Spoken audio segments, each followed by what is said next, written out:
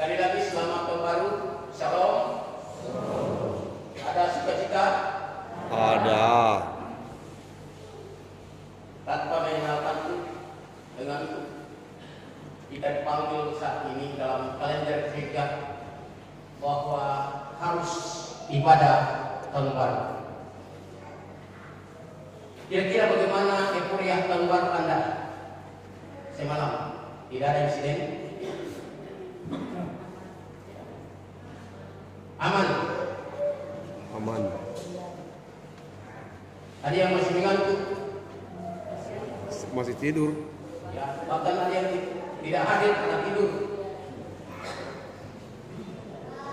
Didoakan saja. Ada yang semalam nanti kita dukung dalam doa. Semalam minum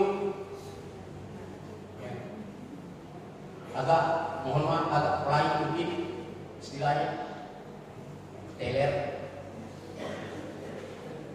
masuk di lorong-lorong, kebetulan lorong saya gelap. Di mana kita ini? Anda. Nama saya dipanggil, nama panggilan yang paling akrab. Nama pertama dibilang Kalodo. Padahal orang Mamas kita kenal Lode. Ya begitulah namanya tahun baru. Setiap orang bereporia menyambut tahun baru, menyelesaikan tahun satu tahun dengan gayanya sendiri. Gereja harus memaklumi. Yang penting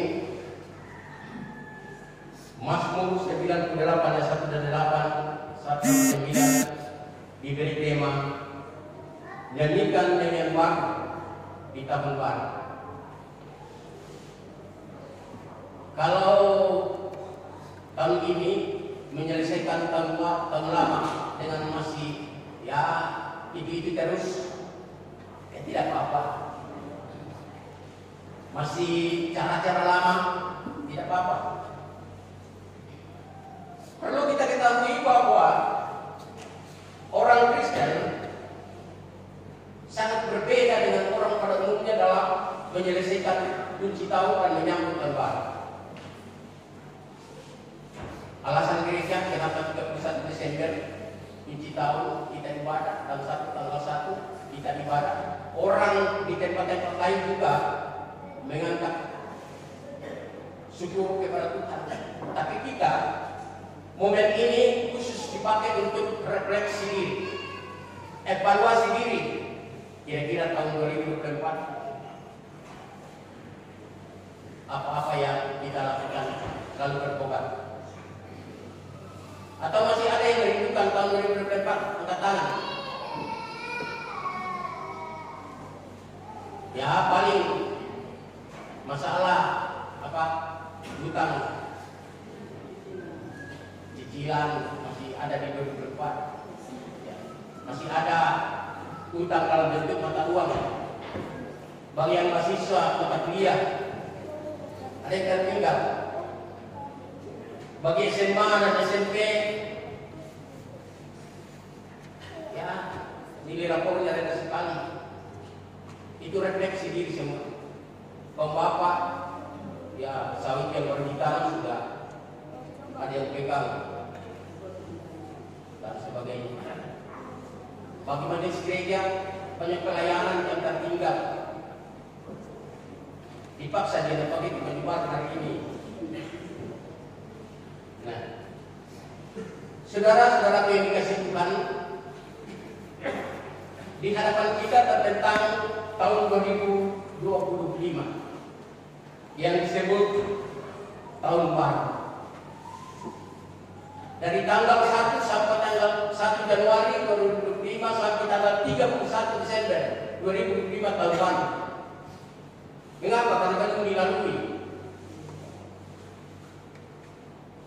Siapa yang sudah lalui? Termasuk saya, baru dilalui dalam bentuk agenda KP. Seorang guru di awal tahun sudah berhasil membagi waktu. Di dalam tahun 2025 ini ada 12 bulan atau lebih, kecuali gaji 13 dan seterusnya. Ada 12 bulan. Kalau kita mau melihat bulan yang paling cantik, bulan 2. Semua hari dalam bulan 2 di 2025 4 semua. Hari Minggunya 4, hari Senin, hari Sabtu. Saya sudah menjelajah di situ. Diprediksi yang paling banyak ibunya bulan 4, tanggal merah sampai 6, kalau saya tidak salah. Jumat Agung tanggal 18 April, 17 Agustus kena hari Minggu. Lagi-lagi orang Kristen berada di musim persimpangan, mau ibadah bang atau upacara, ya. Itu kena hari Minggu. Natal 25 Desember hari Kamis dan tahun barunya 2026 hari Kamis.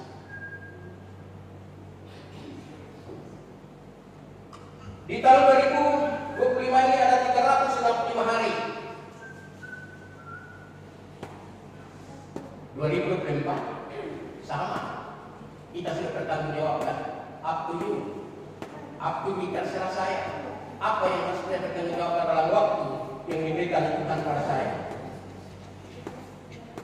Di dalam tahun 2025 ini ada 8.760 jam. Itu harus dipertanggungjawabkan, harus diisi. Namanya tahun baru. Ada 525.600 detik. Setiap detik kita bernafas. Itu harus dihitung-hitung bagaimana kita mengangkat nyanyian baru di tahun baru. Saudara-saudara kasih Tuhan, Mazmur 96 menyatakan nyanyian baru di tahun baru. Ada beberapa makna bernyanyi baru. Pertama, menyanyi bagi Tuhan berarti mengungkapkan tentang perasaan kita kepada Dia sang sumber hidup. Terkesan di di Natal Klasis banyak orang yang tidak terpilih, termasuk saya, termasuk pendeta juga tidak terpilih. Padahal kami juga seni, walaupun teman-teman mengkroke kami sebatas begini, menikmati perasaan kami juga seni. Tapi masalahnya ketika terungkap dong jadi re, ini jadilah dan tapi hati kami seni bernyanyi juga bagi Tuhan. Coba lihat untuk Anda, kalau kamu taruh jadi kanopinya Bapak Tuhan, begini juga. Saya bagi bentuk seni dan setiap orang itu diperlengkapi. Bapak-bapak, coba lihat di situ kalau hari. Saya tidak percaya karena tidak mau minum. Berapa kali saya tawarkan minuman, dia tidak minum. Tapi dia tak juga. Entah gerut, entah pos, entah lagu hari. Goyang sama. Seni. Sebagai ujian bagi Tuhan, tentang perasaan. Tidak usah saya memberikan apa punya perasaan, karena menyangkut emosi, karakter dan sebagainya. Menyanyi bagi Tuhan berarti berdoa dengan berbicara, mengungkapkan isi hati kita dalam bentuk rangkaian nada.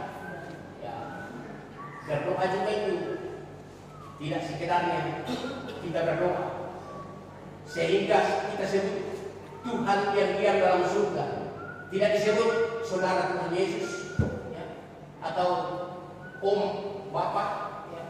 Kita sebut Tuhan itu dalam suara dan nada yang baik, dalam ketulusan. itu bernyanyi. Bernyanyi bagi Tuhan sebagai ungkapan syukur. Juga permohonan hidup sehat. Hal-hal ini yang dilakukan bangsa Israel dan para pemimpin termasuk pemazmur untuk mengungkapkan rasa syukur dan hormatnya kepada Allah dalam nyanyian yang merdu. Saya baca mazmur ini tadi karena sudah pengaruh mata, tanda baca tidak tepat.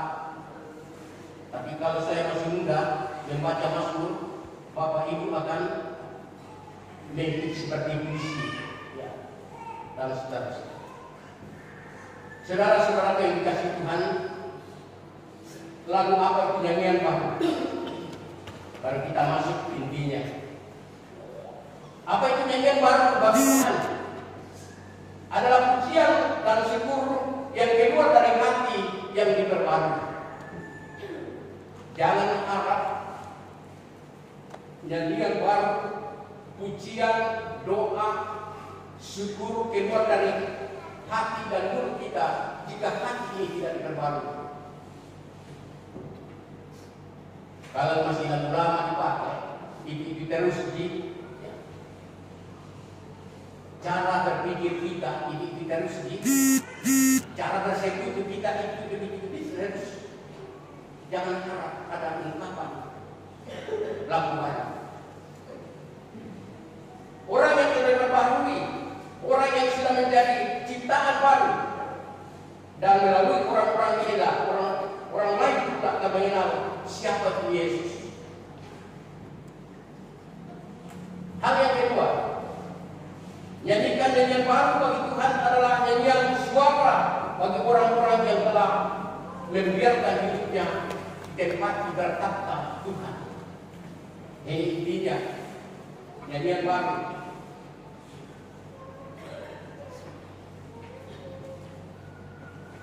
Mengapa berulang-ulang dalam masuk ini nyanyikan nyanyian baru? Kalau di tahun yang lama, tahun 2024, kehidupan kita biasanya kita yang kuasai sendiri, berhati-hati di tahun baru. Tahun 2025 ini sebagai tahun rahmat Tuhan.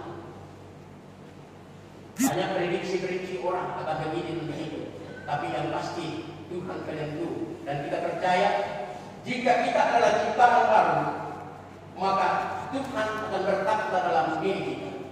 Yang keluar setiap saat adalah nyanyian baru bagi Tuhan. Cara berpikir kita, cara bersekutu kita, bagaimana melihat jauh ke depan tentang hubungan kita dengan Tuhan. Sangat disayangkan, justru karena kita tidak mampu membuktikan cara hidup yang baru, maka yang terjadi ya jalan di tempat,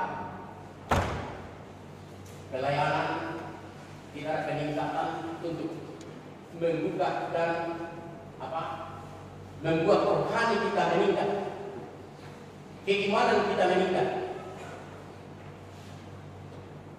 Tapi jalan di tempat, jika benar-benar tidak dibiarkan Tuhan bertakhta dalam diri kita, kira-kira bagaimana kehidupan orang yang ditempati Tuhan bertakhta? Dalam Injil dikatakan menyuruh gunung pindah ke laut. Selama ini mungkin kehidupan kita yang bertakhta dalam keegoisan kita, mengandalkan kekuatan kita, berhati-hati.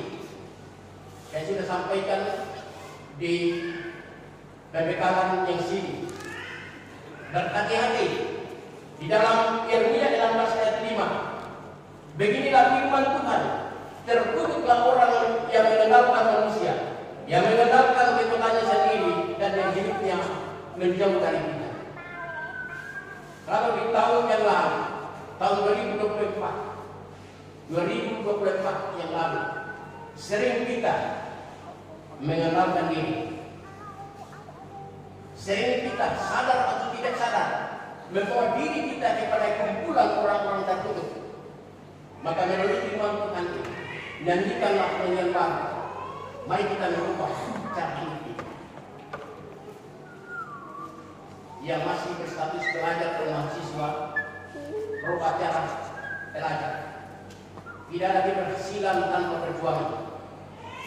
Tidak ada keberhasilan tanpa merubah pola pikir dan berjuang. Yang sudah mencari pekerjaan, perbaiki attitude hidup ini. Ketika kita menempatkan segala galanya di dalam diri kita, hanya Tuhan yang berkuasa.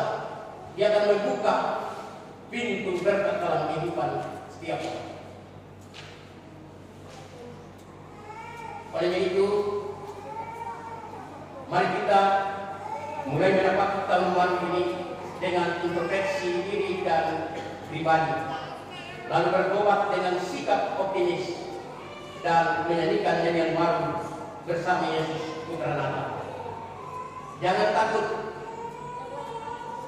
Tuhan menyiapkan masa depan yang cerah bagi anak-anak Tuhan yang selalu hidup menurut kehendaknya. Ada amin? Amin. Amin.